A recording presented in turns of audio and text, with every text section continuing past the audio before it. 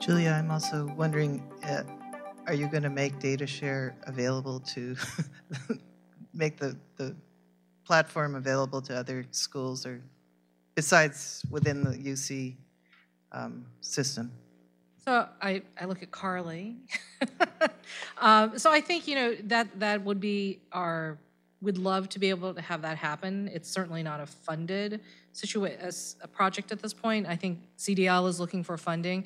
We partnered with CDL in order to get data share up and running, and now we're trying to figure out, as it moves outside of UCSF and starts moving to UC and then potentially beyond UC, kind of how would that work and how would it be funded? So I think, Carly, I don't know if you want to say anything about that, or...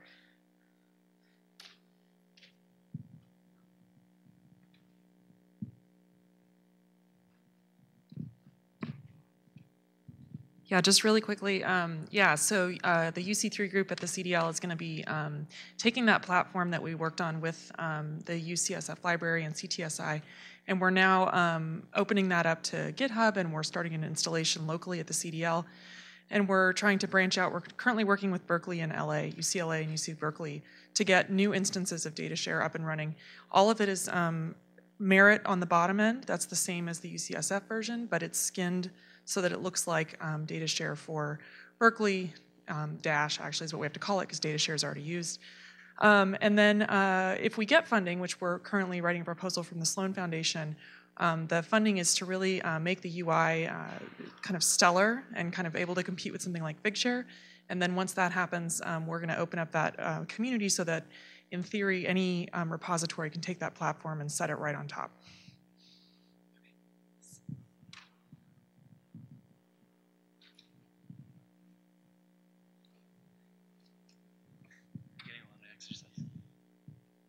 I have, Julia, a question about, you mentioned UI as being very important. It's something we experienced when we first started with a certain repository, having a negative reaction, which was not good for the library, I think, in the beginning. But one of the questions that I have is, there's a service, Figshare, which seems to be getting, you mentioned PLOS, which, a lot of their users, or the people publishing there, are using Figshare, and they're signing up with all these publishers. And they have an institutional edition service coming out. And so it's sort of a quagmire of, like, here are your users going to this popular service that has a great UI. And then, alternatively, you're kind of fighting with your repository on the other end of trying to capture these. I wonder if you've thought about this as well, this dilemma. Right, I know it's and as Carly was saying, part of the funding that they were hoping to get would be to develop a better UI.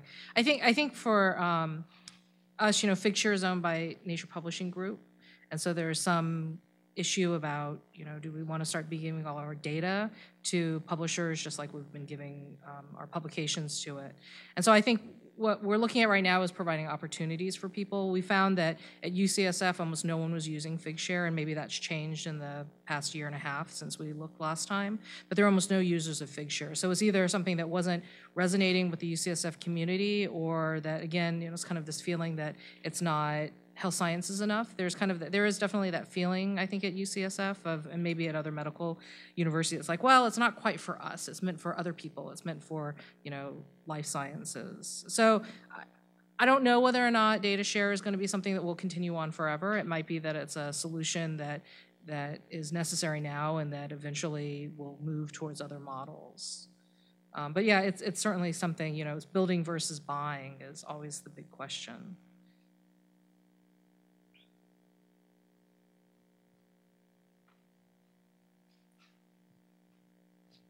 Hi there, Regina Raboyne from Tufts. First of all, thank you both for your information. It's really, really very good, especially data share. That's a big hope of ours. I have just a comment. Some of you know this information already, and then it'll be directed towards David. I had the pleasure of going to NSF and speaking with people there about policy in the NSF and our data management services and our plans. And one thing that was very, very clear, and I'm really happy that, David, you brought this up, was compliance with the data management plans. They're going to be very, very strict about this. A report has gone out to internally within NSF that they would like the divisions and the directorates to really have the program officers pay attention to this. So with you bringing up the fact that a faculty or a researcher is writing things in without working with the data librarians or whomever that they're working with, I think that's so important, because funding will be lost or not even achieved because of that. So, David, what are you doing at your university to help the faculty with this? Maybe if you could talk a little bit more about that.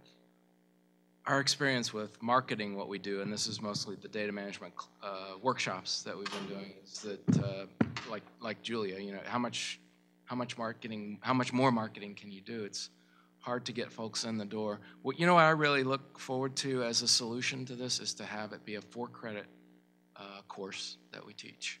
That's this carrot stick solution. Just like there's got to be a way to pay for it out of the grant, and to get people in the door, we've got to have some requirement that says you need to take this class if you're a grad student in whatever department.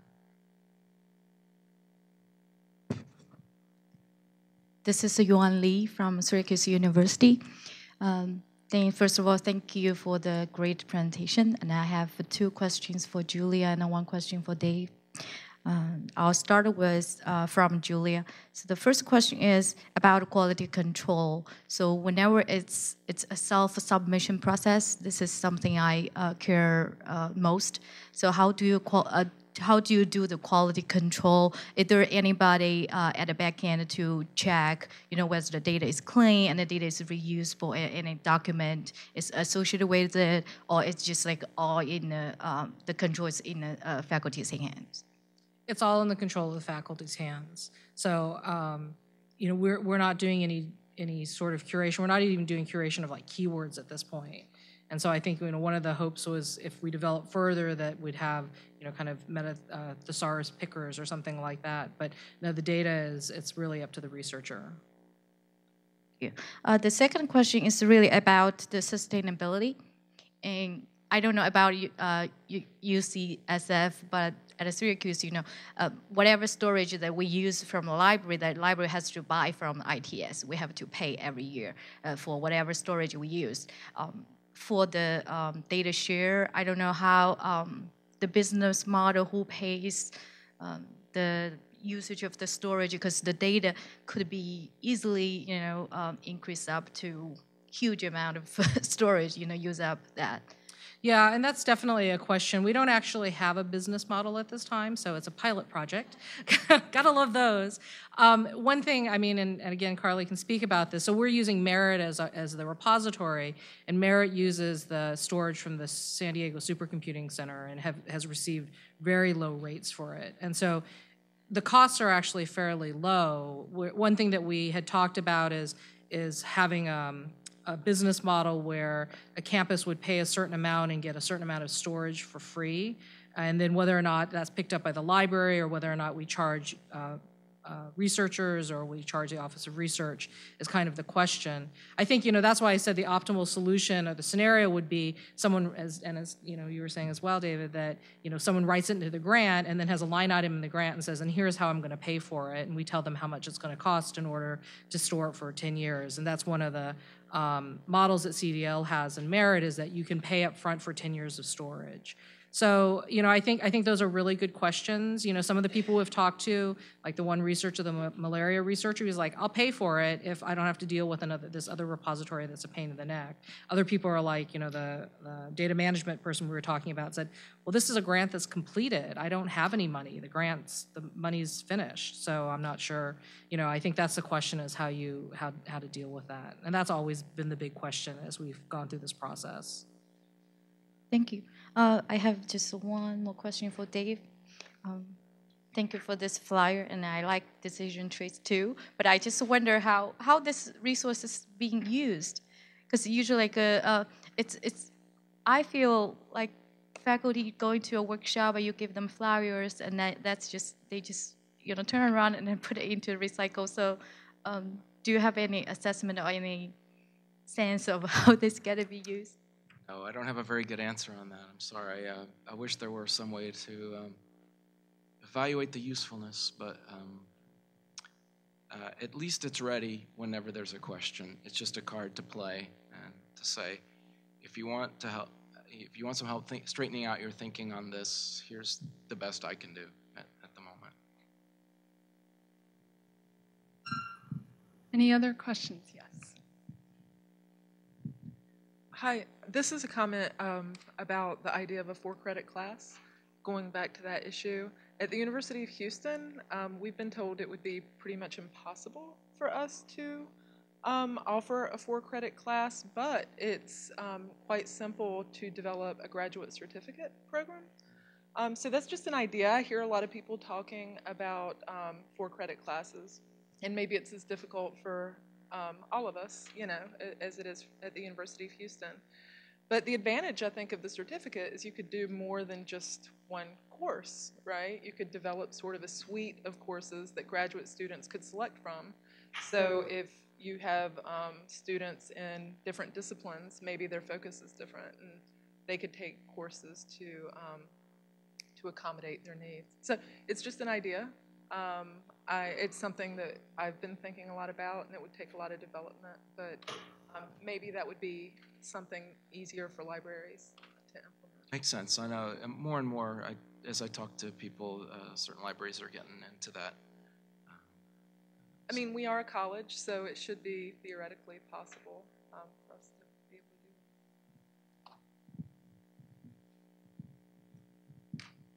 that. So any other questions?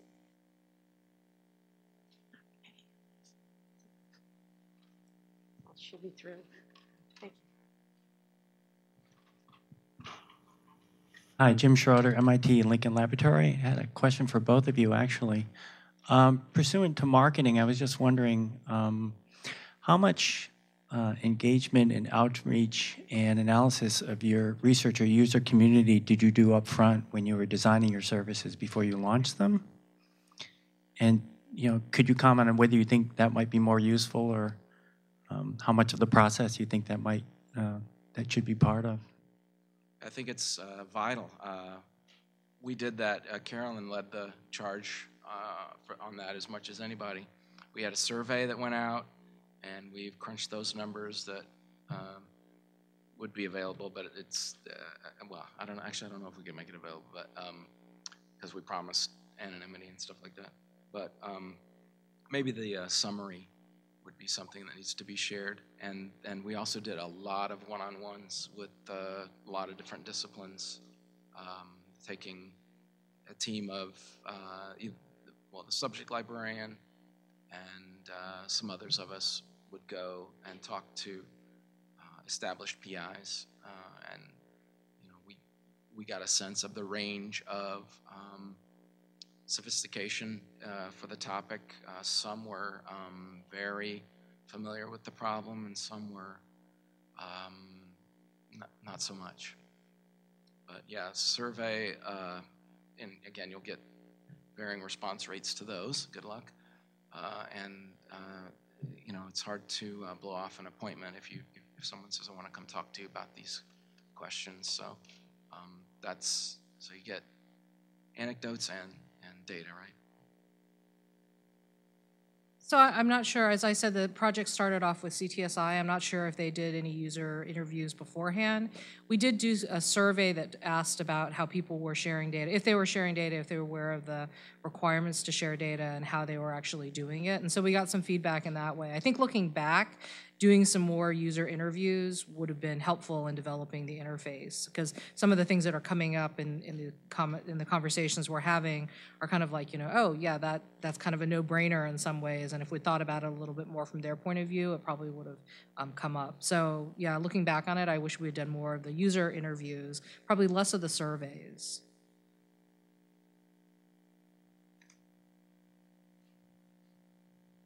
We have time for maybe one more question. Is there any questions?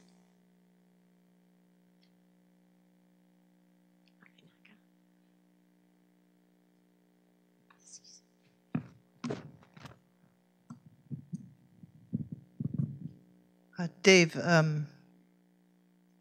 you said that that grant proposal that kind of got slapped around by NSF, they didn't consult with you. So, what the implication being, of course, that if they had, this wouldn't have happened to them. First of all, did they not get the money, or was it just something they had to fix in their review? It was not funded. It's not clear to me if he can resubmit with some slight changes or what. I haven't heard back from him. But we are in close touch with our OSP, our grants folks, and the research layer above them, as well as with the grad school. We've got, I mean, that's vital, right? You gotta have campus IT, you've got to have research, you've got to have grad school, all those. You need to be working with those people. But I think this will be a nice reason Object lesson. for OSP to crack down more and have, let's say, the desk that it crosses before it goes into grants.gov. Finally, to have them giving it more of a fine-tooth comb on that, especially. Yeah, because I mean, it went through the campus review process presumably before it went to NSF, right? Absolutely, yeah. So how would you have changed what they said? I did send him information. So I mentioned it briefly that we're building a Fedora-based repository, and so I gave him language that said we will be handing off once there's a static data set to hand off. We'll hand that to the library to take care of for the 10-year period was his stipulation, so I stuck with that, and I said, and at that point it will go through appraisal review.